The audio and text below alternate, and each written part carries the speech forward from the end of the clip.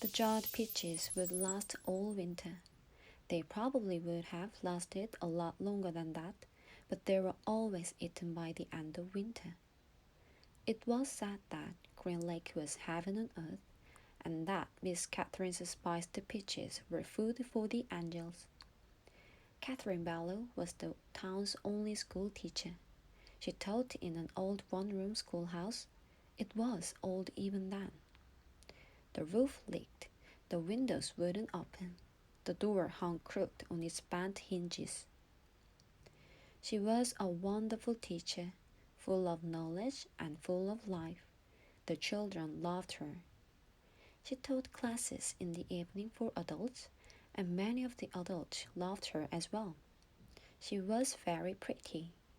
Her classes were often full of young men who were a lot more interested in the teacher than they were in getting an education. But all they ever got was an education. One such young man was Trout Walker.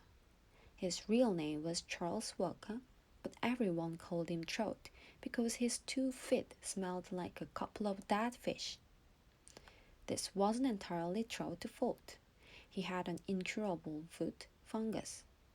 In fact, it was the same foot fungus that 110 years later would afflict the famous ball player Claude Livingstone. But at least Claude Livingstone showered every day. I take a bath every Sunday morning. Trout would brag, whether I need to or not. Most everyone in the town on the Green Lake expected Miss Catherine to marry Trout Walker. She was the son of the richest man in the country. His family owned most of the peach trees and all the land on the east side of the lake. Trout often showed up at night school but never paid attention. He talked in class and was disrespectful of students around him. He was loud and stupid. A lot of men in town were not educated. That didn't bother Miss Catherine. She knew they would spend most of their lives working on farms and ranches and hadn't had much schooling.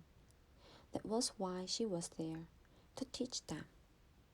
But Trout didn't want to learn. He seemed to be proud of his stupidity. "How would you like to take a ride on my new boat this Saturday?" he said to her one evening after class. "No, thank you," said Miss Catherine. "We've got a brand new boat," he said. "You don't even have to row it." "Yes, I know," said Miss Catherine. Everyone in town had seen and heard the Walker's new boat. It made a horrible loud noise and spewed ugly black smoke over the beautiful lake. Trout had always gotten everything he had ever wanted. He found it hard to believe that Miss Catherine had turned him down. He pointed his finger at her and said, "No one ever says no to Charles Walker." "I believe I just did," said Catherine Barlow.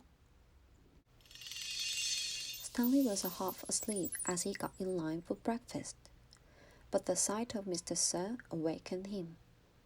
The left side of Ms.Sir's face had swollen to the size of half cantaloupe.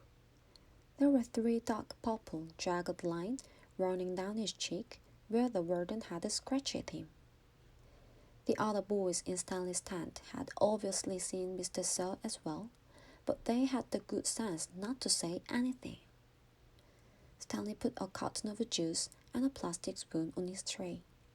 He kept his eyes down and hardly breathed as Ms.Sir ladled some oatmeal-like stuff into his bowl. He brought his tray to the table. Behind him, a boy from one of the other tents said, "Hey, what happened to your face?" There was a crash. Stanley turned to see Ms.Sir holding the boy's head against the oatmeal pot. "Is something wrong with my face?"